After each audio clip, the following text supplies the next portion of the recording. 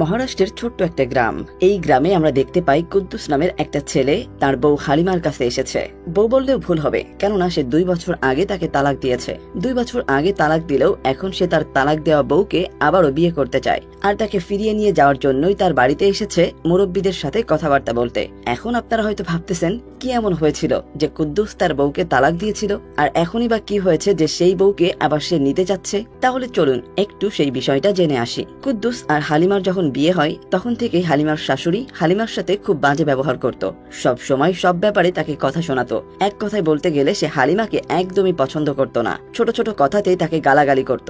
হালিমা যদি কোনো ভুল নাও করে তবুও তার ভুল খুঁজে খুঁজে তাকে কথা শোনাতে ছাড়তো না। কিন্তু বেচারি হালিমা তার স্বামীর কথা চিন্তা করে কখনো এসবের প্রতিবাদ করত না। এদিকে কুদ্দুস কখনো তার মাকে কিছু না বলে সবসময় হালিমাকে বোঝানোর চেষ্টা করত।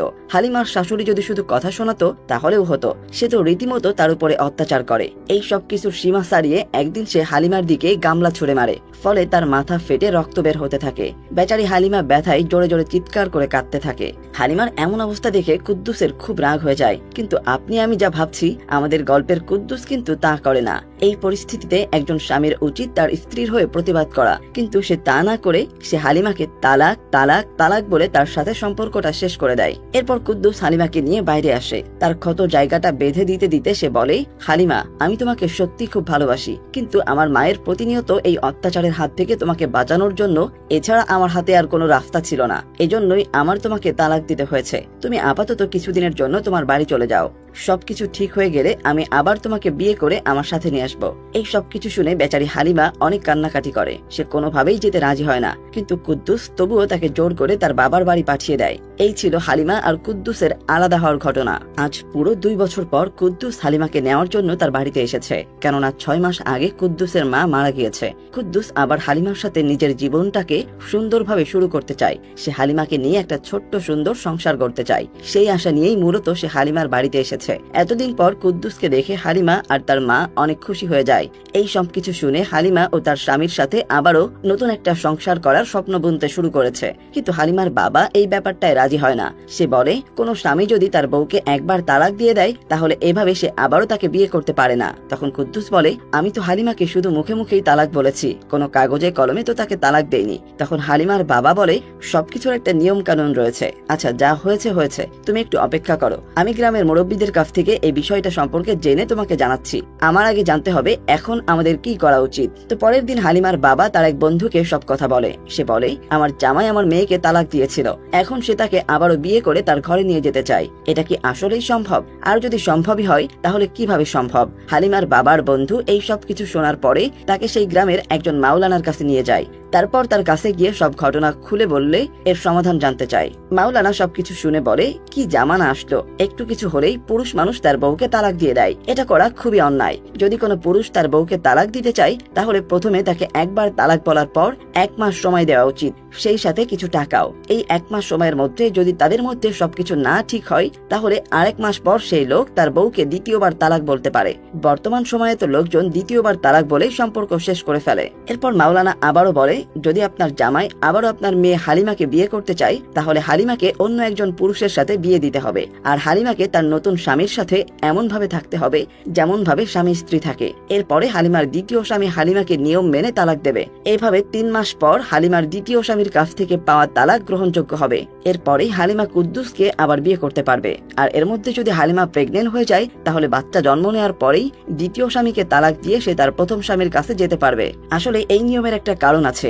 অনেক পুরুষই আছে যখন ইচ্ছা তখন তার রাগের বশে স্ত্রীকে 3 বার তালাক বলে ছেড়ে দেয়। পরবর্তীতে সেই স্বামী আবারও তার স্ত্রীর কাছে ফিরে আসতে চায়। তখন স্ত্রীকে অন্য পুরুষের সাথে বিয়ে দিয়ে আবার নিজের কাছে আনাটা তার জন্য একটা বড় শাস্তি। তো যাই হোক, এই বিষয়টা পুরো গ্রামে একদম বিজলির গতিতে ছড়িয়ে যায়। এসব নিয়ে গ্রামে কথাবার্তা চলতে থাকে। সবার মনে বিভিন্ন রকম প্রশ্ন জাগে। কেউ বলে, কুদ্দুস কি হালিমাকে বিয়ে করতে পারবে? হালিমা কি পারবে আবার আরেক জায়গায় বিয়ে করতে? অন্যদিকে দেখা যায় হালিমাদের বাড়িতে গ্রামের কিছু বড় বড় হুজুররা এই বিষয়ে কথা বলার জন্য আসে, আর এখানে কুদ্দুসকেও ডেকে পাঠানো হয়। কুদ্দুস আসার পরে হালিমার বাবা তাকে পুরো বিষয়টা খুলে বলে।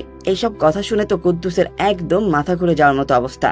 সে কোনোভাবেই এটা কল্পনা করতে পারছে না যে হালিমার বিয়ে অন্য কোনো পুরুষের সাথে হবে। এগুলো শুনে কুদ্দুসের চোখে তো একেবারেই পানি চলে আসে, কারণ সে একেবারেই মন থেকে হালিমাকে ভালোবাসে। তখন সেখানে থাকা গ্রামের মানুষজন তাকে বলে, তখন তো তুমি রাগের বশে এই সিদ্ধান্ত নিয়েছিলে, হালিমাকে তালাক দিয়ে দিয়েছিলে। আমাদের কিছু নিয়ম আছে, সেই মতে তুমি যদি আবারও হালিমাকে পেতে চাও তাহলে হালিমাকে অন্য পুরুষের সঙ্গে বিয়ে দিতেই হবে। এদিকে সবকিছু শুনে হালিমার বাবা বলে, আমি হালিমাকে আবার বিয়ে দিতে পারবো না, আমার হাতের অবস্থা খুবই খারাপ, আর তাছাড়া আমার আরো দুটো মেয়ে আছে, তাদেরকেও তো বিয়ে দিতে হবে। এখন এই বাড়তি খরচ আমি কোনোভাবেই করতে পারবো না। এসব শুনে গ্রামের লোকজন হালিমার বাবাকে বলে, তুমি এসব নিয়ে একদমই ভাববে না, এই কাজে আমরা তোমাকে সাহায্য করব। তখন কুদ্দুস হালিমাকে জিজ্ঞাসা করে, তুমি কি সবকিছুর জন্য প্রস্তুত আছো? তুমি কি এই নিয়মের সাথে একমত? তুমি পারবে অন্যজনের সাথে 3 মাস সংসার করে আবার আমার কাছে ফিরতে? তখন হালিমা বলে, আমি এত কিছু জানি না, বুঝতেও চাই না, আমি শুধু অন্তর থেকে চাই আপনার সাথে একটা সুন্দর আর শান্তিপূর্ণ জীবন শুরু করতে। হালিমার মুখ থেকে এই কথা শুনে কুদ্দুস গ্রামের মানুষদের এই প্রস্তাবে রাজি হয়ে যায়। কিন্তু ঘটনা এখানেই শেষ হয় না। সবচেয়ে বড় সমস্যা হলো তো হালিমাকে বিয়ে করবে কে, তাও আবার মাত্র 3 মাসের জন্য। সবাই তখন এই বিষয়টা নিয়ে ভাবতে শুরু করে। পরের দিন কুদ্দুস তার এক বন্ধুর সাথে কথা বলতে বলতে বলে, আমি জানি না এমন ছেলে কোথায় পাবো যে হালিমাকে 3 মাসের জন্য বিয়ে করতে রাজি হবে। আরো একটা জিনিস আমার মাথায় ঘুরপাক খাচ্ছে, সেটা হলো 3 মাস পরে সেই ছেলে যদি হালিমাকে তালাক না দেয় আর হালিমা তাকে ভালোবেসে ফেলে, তখন তো আমার পুরো জীবনটা নষ্ট হয়ে যাবে। আমার একটা ভুলের কারণে আজ এই সব কিছু মুখ বুঝে সহ্য করতে হচ্ছে। তখন কুদ্দুসের বন্ধু তাকে বলে, আরে ইয়ার, এই সব নিয়ে একদমই ভাবিস না, এরকম কিছুই হবে না। হালিমা ভাবি তোকে ততটাই ভালোবাসে যতটা তুই তাকে বাসিস।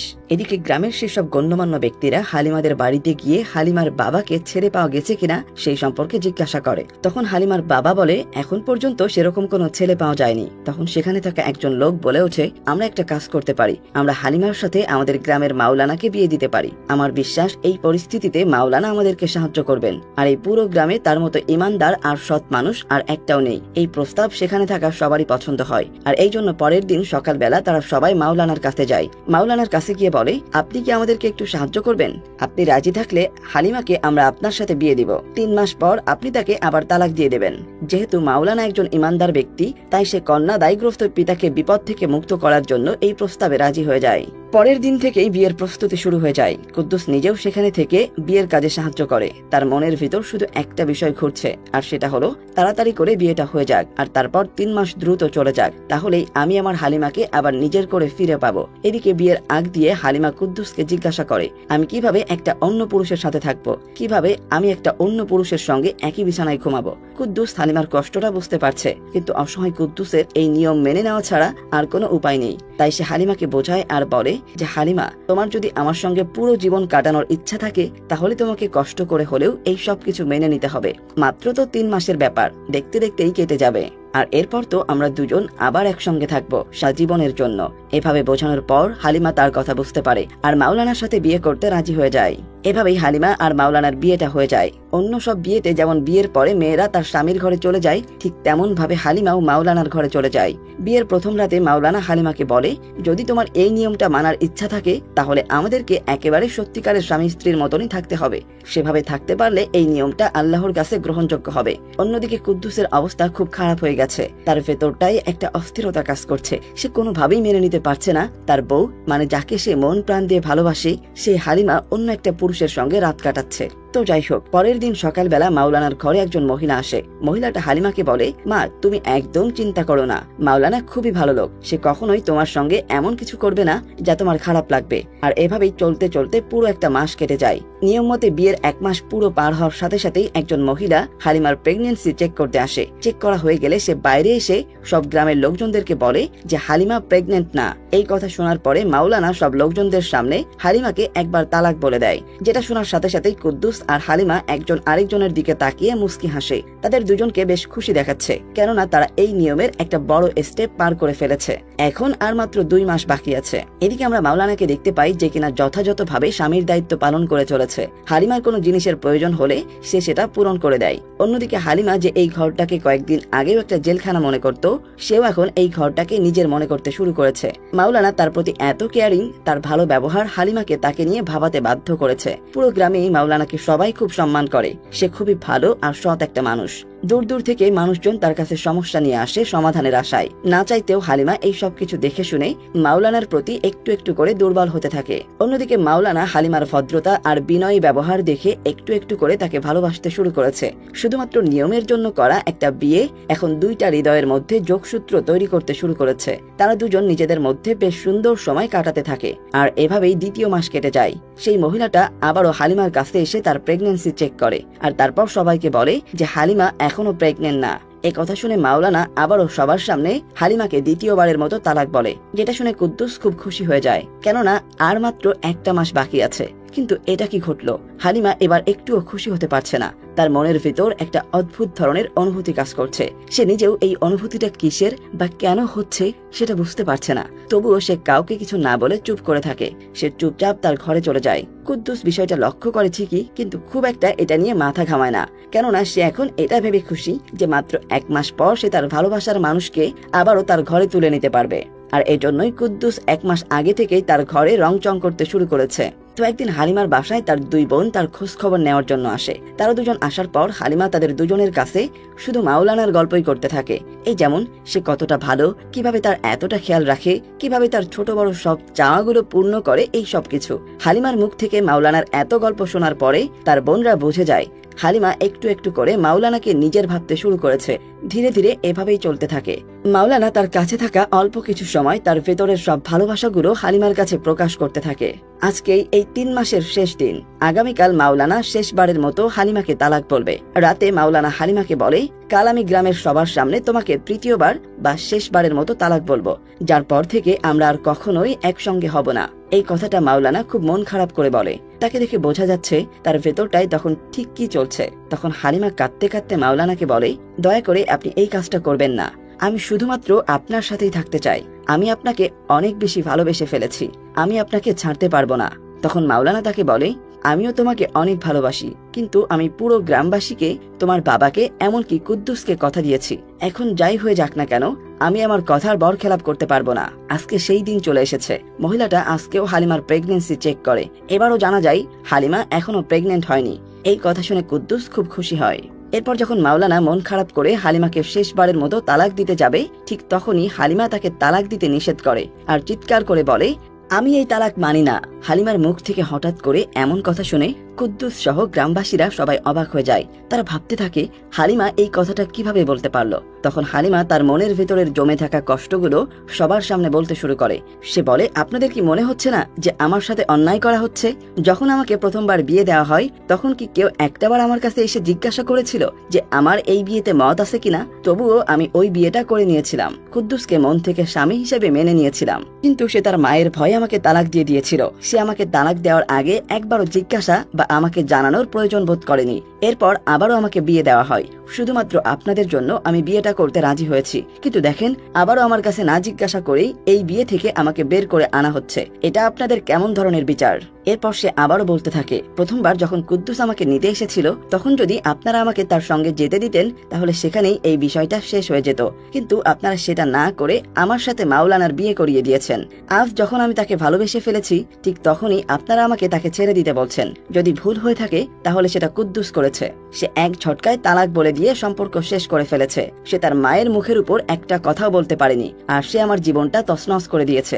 ভুল যেটা করেছে সেটা কুদ্দুস করেছে, আর এজন্য তাকেই ভুগতে হবে। এই কথাগুলো শোনার পর গ্রামের লোকজন হালিমাকে বোঝাতে চেষ্টা করে। তারা বলে, মা, এই বিয়ের কিছু নিয়ম কানুন আছে যা তোমাকে পূরণ করতেই হবে। মাওলানা একজন সৎ মানুষ। সে পুরো গ্রামবাসীর কাছে কথা দিয়েছে সে তোমাকে তালাক দিয়ে দিবে।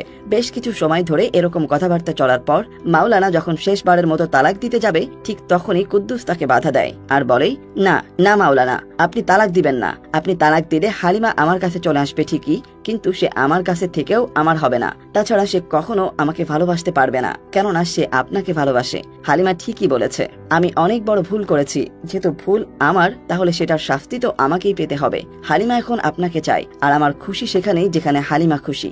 আমি তো আমার আগের ভুলটাকে শুধরাতে পারছি না, কিন্তু আমি দ্বিতীয়বার আর কোনো ভুল করতেও চাই না। আমি চাই আপনারা দুজন একসঙ্গে অনেক ভালো থাকুন, আর এই দুয়াই আমি আল্লাহর কাছে সবসময় করব। এই কথাগুলো বলে কুদ্দুস চুপচাপ সেখান থেকে চলে আসে, আর এর মধ্য দিয়েই এই গল্পটা শেষ হয়ে যায়।